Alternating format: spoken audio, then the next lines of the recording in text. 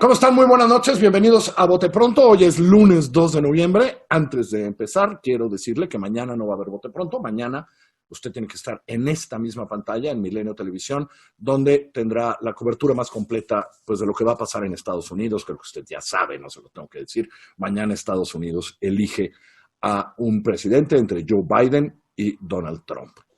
Ok. Hoy queríamos aprovechar el espacio de hoy y lo queremos aprovechar básicamente porque ahorita le contaremos un evento que empieza mañana, un foro enorme, importante, creo que inédito, por la cantidad y la calidad de las personas que van a discutir esto, sobre género y construcción de paz, sobre mujeres, sobre dónde está todo eso. Y en esta situación, entre nuestra situación económica, nuestra situación de pandemia, nuestra situación de violencia, todo esto creo que, y lo hemos hecho en algunos momentos en este programa, queremos poner y seguir poniendo el ojo en las mujeres. Alexandra Zapata, ¿cómo estás? Carlos, buenas noches. Elvia es la coordinadora de todo el programa de Género y Paz allá en la Universidad Iberoamericana. ¿Cómo estás, Elvia? Bien, gracias, Carlos. Buenos días. Ale, hemos platicado de esto, de cómo la situación del mundo y con todo y el 8 de marzo y con todo lo que está pasando y con que es mucho más visible el problema, la situación un poco sigue ahí, ¿no? Ale, quiero que arranques. Sin duda, Carlos, y yo creo que desde la última vez que conversamos de este tema en Bote Pronto, una de las noticias, malas noticias que tenemos desde entonces, es que se han actualizado las cifras o se han publicado las cifras de homicidios de mujeres el año pasado. La cifra del INEGI arroja un escándalo que ya sabíamos que estaba sucediendo. El año pasado se asesinaron el mayor número de mujeres en México. Y 20% de estas 3,000 mujeres, más de 3,000 mujeres que fueron asesinadas en el 2019, fue asesinada en su hogar.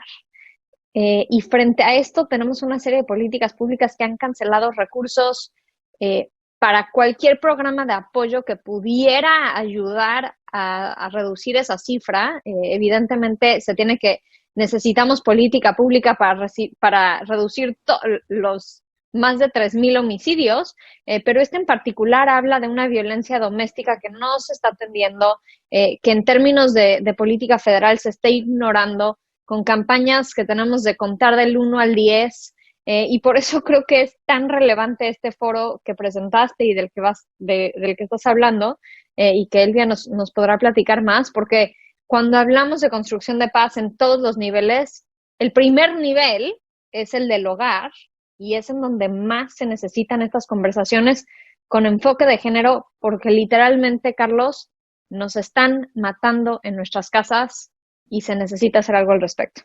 Elvia, el nombre del foro lo dice muy claro, ¿no? Construcción de paz, perspectiva de género. Un poco lo empezó a hacer Alexandra ahorita, pero que desarrolles esta idea de por qué tenemos que juntar las dos, pues. ¿Por qué si no juntamos los dos conceptos es imposible, ¿no? Ok. Sí, mira, Carlos, yo creo que hay puntos que son detonantes de todo esto. Uno es la resolución 1325 del Consejo de Seguridad de Naciones Unidas, que se aprueba en el año 2000, y es la resolución sobre mujer, paz y seguridad.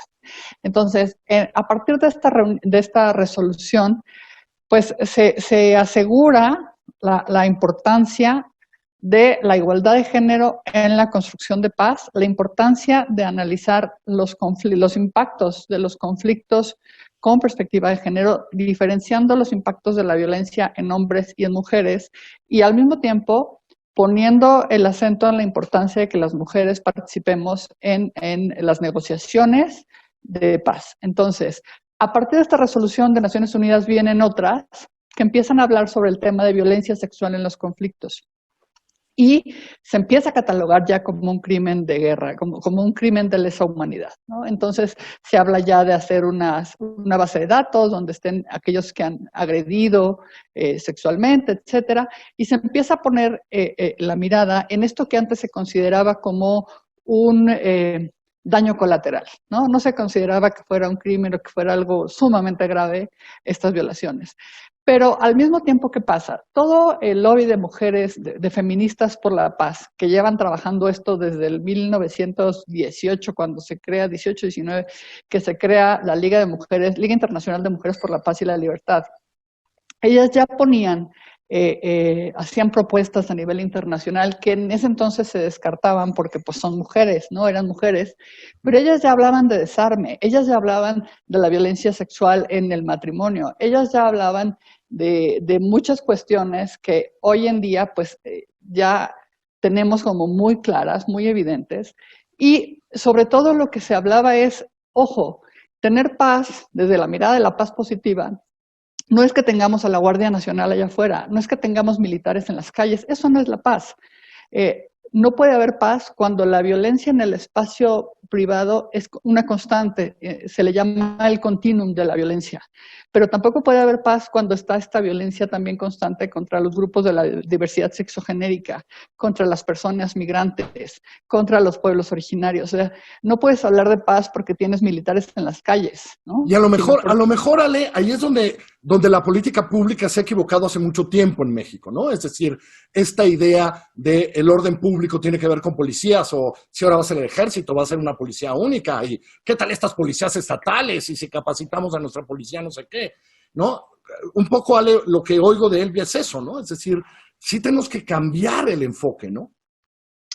Sin duda, Carlos, y yo creo que uno de los retos enormes cuando hablamos de todos estos procesos, de cómo cerramos brechas en términos de justicia, respeto, cuidados, uno de los retos enormes que enfrenta México, y en esto México está años luz atrás de otros países contra los cuales nos comparamos constantemente en términos económicos, es la brecha económica, es la brecha de género en términos económicos.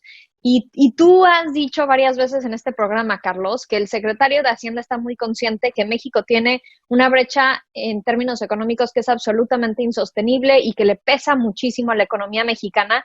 La crisis de COVID ha acentuado de manera dramática esa brecha de género. Entonces, a diferencia de muchos años que veníamos cerrando la brecha en México y en el mundo, ahorita COVID abre esa brecha aún más y pone un panorama bien complicado en términos de recuperación económica a la misma velocidad para hombres y mujeres. Parece prácticamente imposible que eso se dé. Y entonces, Carlos, a pesar de que el secretario de Hacienda está tan consciente de que esto pudiera ser una bala mágica para el país en muchísimos aspectos, no vemos que esas intenciones se aterricen en prioridades presupuestales, no vemos que se aterricen en programas prioritarios del gobierno federal, y creo que es ahí donde se queda entre las buenas intenciones y la falta de acción. Y si no empezamos a cerrar esa brecha, si se sigue ampliando, todos estos otros procesos se vuelven mucho más complicados también, porque no tienes mujeres en posiciones de liderazgo, no tienes mujeres que sean financieramente independientes de sus familias, etcétera. El desafío es enorme, Elvia, yo creo que tú sabes mejor que nadie. Por cierto, estamos poniendo aquí abajo, ahora que nos están viendo, donde usted va a poder asistir, como asistimos a las cosas ahora, en estos tiempos, a ver en YouTube el Congreso de Construcción de Paz con Perspectiva de Género, organizado desde la Ibero. Es una liga de YouTube, ya se la pondremos, que podrá estar, porque en estos 10 días, son 10 días, ¿no? Del 13 al 13, Elvia, todos los temas están abiertos, ¿no? Porque todos los temas tienen que ver, ¿no? Es decir, se llama construcción de paz, pero esto de la brecha laboral, pero la manera en que tal, ¿no? Etcétera, ¿no? Cuéntanos un poco. Sí, mira, por ejemplo, mañana la conferencia inaugural la da la doctora Carmen Magallón junto con Sandra Blasco. Carmen Magallón es una de las grandes investigadoras en el tema de paz. Ella es presidenta honoraria de la WILF, de la Liga de Mujeres por la Paz y la Libertad de España. Tiene libros muy interesantes sobre esto, de artículos, pero seguimos de cuenta con otros paneles que organiza el ITESO, Ibero Puebla, después el paradigma del cuidado. ¿Qué tiene que ver todo el tema del cuidado con la construcción de la paz? Temas que ya menciona Ale, por ejemplo, ¿no? ¿Sabes? Hay otro panel sobre justicia transicional y justicia restaurativa, otras conferencias magistrales trimestrales. Uno muy interesante también, el 7, que es sábado, sobre paz, derechos humanos, igualdad de género y deporte. ¿Qué tiene que ver estrategias deportivas para promover todo esto? Entonces, son organizaciones que ya trabajan estos temas en muchos lugares. Prácticas de justicia restaurativa, por ejemplo, en Nueva Zelanda, que tiene que ver con violencia sexual. Pero en este contexto sí es muy importante que podamos ver pues la mayoría de los paneles si se puede, porque hay experiencias muy ricas, experiencias de mujeres que se han organizado, o sea, hay buenas en la búsqueda experiencias también que hay que escuchar, sí, y que hay que aprender, que eso se va a sí. presentar, ¿no? Hay Donde, investigaciones académicas, algunas, pero sobre todo hay experiencias prácticas. ¿Qué está pasando en Colombia? ¿Cuáles son los desafíos para lograr realmente aterrizar el acuerdo de paz en Colombia? ¿Cómo se está haciendo? ¿Cómo se han organizado grupos de mujeres para encontrar a personas desaparecidas, para hacer denuncias en contra de los feminicidios de sus hijas? ¿Qué estrategias se están llevando para lidiar con temas de trauma? Porque el trauma tiene una relación completamente directa, el trauma no sanado y no reconocido tiene una relación directa con la generación de conflictos, con la violencia, van completamente ligados. Entonces, hay muchos temas, quien no les pueda verlo, la transmisión en vivo, pues ahí se quedarán grabados. Ahí se quedarán grabados y los podemos ver, Ale, porque lo que tenemos que hacer, y yo creo que lo que importa es poner el tema en el centro, ¿no, Alexandra? Algo que aquí siempre insistimos, volver a poner temas que de repente se nos van porque estamos en cualquier tontería o, no, pues es que mañana es Trump y, ¿no? Es decir, este es un tema fundamental, la perspectiva de género en asuntos como nuestra construcción de paz en un país dolido por la victoria. ¿No, Ale? Poner en el centro el debate. Poner en el centro, me da muchísimo gusto también ver una serie de conferencias que hablan sobre el feminismo y cómo esto tiene que cambiar en términos universitarios. Tienen una plática que se llama ¿la universidad será feminista o no será? Y creo que en estos últimos meses han habido escándalos, videos, señalamientos que también ponen la necesidad de tener este tipo de conversaciones en instituciones de educación media superior y superior al centro de estas conversaciones como instituciones que tienen que poner el ejemplo y empezar a tener estas conversaciones difíciles también. Entonces, felicidades a la Ibero por eso. Y me quedo con esta idea antes de que terminemos, Elvia, de el trauma, reconocer, ¿no? Hablabas de las mujeres que buscan desaparecidos. Son todos estos grupos de mujeres en todo nuestro país que están buscando a sus desaparecidos. Y sí, que es terrible. Ya es una perspectiva de género y lo tenemos que ver mucho más. En fin, se nos va el tiempo. Muchísimas gracias a todos ustedes. Elvia, felicidades. Ya pusimos donde es. Ale, como siempre. Gracias. Buenas noches a todos ustedes. Les repito, mañana, todo el día vamos a estar pendientes de lo que pase allá en Estados Unidos y la mejor pantalla para verlos aquí, Milenio Televisión. Buenas noches. Que os vaya muy bien.